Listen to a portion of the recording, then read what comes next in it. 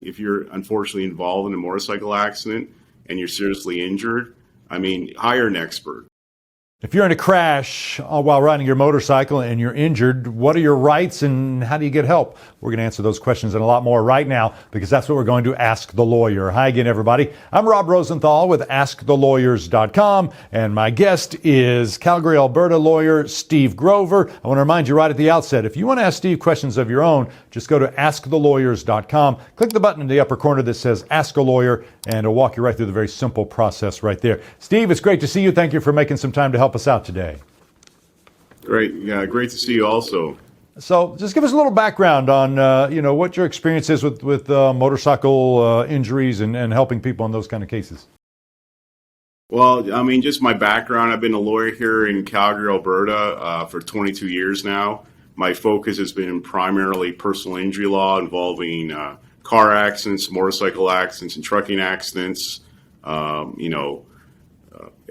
We do pretty much all personal injury kind of cases. One of my passions in life is motorcycling. Apart from being a lawyer and obviously working hard on the cases, I'm a big motorcycle enthusiastic person. Been riding motorcycles ever since I was young at my dad's ranch out in Calgary near Bragg Creek. Starting out with dirt bikes, eventually getting up to street bikes and sport bikes, and then as you get up in years.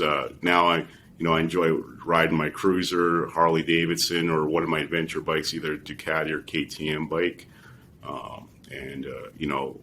Our office just pretty much focuses on personal injury and primarily on people injured in motorcycle accidents. Well, and as we're focusing today on motorcycle accidents, do you feel like the fact that you've got so much experience for riding motorcycles that you still ride, does that help you in handling these kind of cases, you think? Yeah, I think it's a huge advantage I have is being a motorcyclist and understanding the rules of road. Riding a motorcycle, people think, you're in a motorcycle accident, it's just like an auto accident. I disagree. There's so many other factors that come into the situation if you're dealing with a motorcycle accident. If you know how to ride a motorcycle, you know what has to be done, what has not to be done. You know what type of riding gear you need. I think that's an advantage I have. I ride, throughout the summer here in Calgary. Unfortunately, we do have a short riding season, about 6 months, but I try to take time in the weekends, ride anywhere from 5,000 to 10,000 kilometers on my motorcycle. So I think it's a big advantage I have as a lawyer, especially focusing on motorcycle accidents. Sure. It seems like, Steve, that a lot of times when there's an accident between a car and a motorcycle, that there seems to be this presumption of guilt that, it's always the motorcyclist's fault. Is that what you found in your experience, and what about that? Yeah, I'll be truthful with you. The culture is I remember when I was starting to ride motorcycles, and my dad told my mom, "Hey, Steve's going to get on a bike and to teach him how to ride a bike." And my mom rolled her eyes and said, "Oh, great, hopefully he doesn't need a blood transfusion soon." The perception is motorcycles are dangerous, but if you have your riding skills and you know how to ride properly, and a motorcycle is it's an enjoyable hobby everyone can have. The other issue is culturally, we hear about the Hells Angels, we hear about the Banditos, these motorcycle gangs. There are shows like Sons of Anarchy that put a bad light on motorcyclists. And unfortunately, the society and even the courts, it goes into the judges. If you're a motorcyclist, there's a perception that you may be at fault or partially at fault for the crash. Let's talk about fault a little bit. How does fault figure in when you're considering working a legal claim after an accident? And what if the motorcyclist happens to be partially at fault? Does that mean they don't have a case? Obviously, the one thing is, when you're taking on a case, and like our firm, we do personal injury motorcycle accidents primarily. We work on a contingency fee agreement, which means we work for free. We finance the file. Of course, we want to know who's at fault for the accident. If the motorcyclist is at fault for the accident, unfortunately, there's nothing much we can do. Here in Alberta and primary throughout Canada, we have contributory negligence. So say motorcyclist comes to me, he or she, and says, "Hey, I'm partially at fault. yes, fault's going to be, taken into consideration when looking at their case.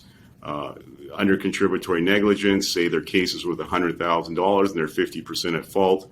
I mean, when we go to settle the case, either at mediation or trial, we have to take a 50% discount on the case. So it's a big factor when we look at a case. Makes sense. Tell me about the helmet laws in Alberta and Canada as a whole. Well, I mean, unlike in the U.S., I know there's some jurisdictions like Idaho where you don't have to wear a motorcycle helmet. Fortunately here in Canada and here in Alberta, we have a law that when you're riding a motorcycle, you need to wear a motorcycle helmet. And just out of safety, and my own perception is, if you're riding a motorcycle, you're out on the street and you're riding on asphalt or dirt roads, I mean, you should wear a motorcycle helmet. The most important part of your body is your head, your brain, if you're not wearing a motorcycle helmet, it's going to be a factor to consideration if you're injured in an accident, because if you don't wear a helmet and you have a brain injury, obviously, there's going to be a contributory negligence factor that's going to be taken in for causing that injury. So someone's injured on a motorcycle, and unfortunately, if it's an auto versus motorcycle collision, there's usually pretty serious injuries for the rider. Do they need to have a lawyer? Steve, it's the kind of thing they can handle themselves and save fees? What's your advice there? I mean, my advice, honestly, is I get this question all the time. And, my dad was a general surgeon. I mean, if you have an appendix, are you just going to, put yourself on the kitchen table, take out a butter knife and cut out your appendix? No, you need an expert. You need a medical doctor to diagnose that injury. Same here. I mean, if you're unfortunately involved in a motorcycle accident and you're seriously injured, I mean, hire an expert. I mean, we do this day in, day out. We work on a contingency fee. Don't pay us anything up front. We pay for all the experts.